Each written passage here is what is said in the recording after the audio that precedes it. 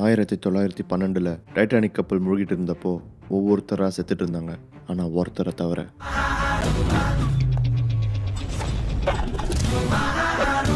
கப்பல் பனிப்பாறையில் மோதி கொஞ்சம் கொஞ்சமாக கடலுக்குள்ளே போயிட்டு இருந்தது. அதில் இருந்த மக்கள்லாம் பயங்கர பயத்தில் இருந்தாங்க. ஆனால் அந்த கப்பலில் இருந்த சீஃப் பேக்கர் சார்ல்ஸ் ஜான் ஜாஃபினை தவிர அவர் கூலாக அங்கே இருக்க பிரெட் பாக்கெட்லாம் எடுத்து லைஃப் போட்டில் தப்பிக்கிற மக்கள்கிட்ட தூக்கி வீசிக்கிட்டு இருந்தார். கிட்டத்தட்ட கப்பல் முழுகிற கடைசி நிமிஷத்தில் தலைவன் தான் சாவை பொறுத்து உறுதியாயிடுச்சுன்னு தெரிஞ்சதுனால ஜாலியாக சரக்கு எடுத்து கூலாக அடிச்சிருந்திருக்காரு. அடித்து முடிச்சுட்டு அந்த உறைஞ்சிக்கிட்டு இருக்க தண்ணியில் எகிரி குதிக்கிறார். அந்த தண்ணியில் அந்த டெம்பரேச்சரில் விழுந்த எந்த மனுஷனாக இருந்தாலும் 15 நிமிஷத்துக்குள்ளே செத்துருவான். ஆனால் தலைவன் 2 மணி நேரம் கான்சியஸாக இருந்திருக்காரு. அப்புறம் அங்கே வந்து ரெஸ்கியூ டீமும் அவரை பார்த்து காப்பாற்றிருக்காங்க. அந்த கோல்டான தண்ணியில் அவரோட தலையே ஃப்ரீஸ் ஆகிட்டு இருக்கு.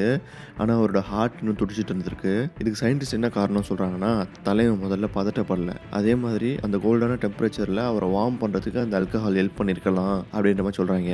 சார்ல்ஸ் வந்து அந்த இன்சிடென்ட்லேருந்து பொழைச்சி 1956 வரைக்கும் ஹெல்த்தியாக வாழ்ந்துட்டு இயற்கை எழுதியிருக்காரு. இந்த இன்ஃபர்மேஷன் இப்போ தான் நீங்கள் கேள்விப்படுறீங்க அப்படின்னா இந்த வீடியோக்கு ஒரு லைக்கை போட்டுருங்க. சேனலுக்கு புதுசாக இருந்தீங்கன்னா சப்ஸ்கிரைப் பண்ணிக்கோங்க. தேங்க்யூ.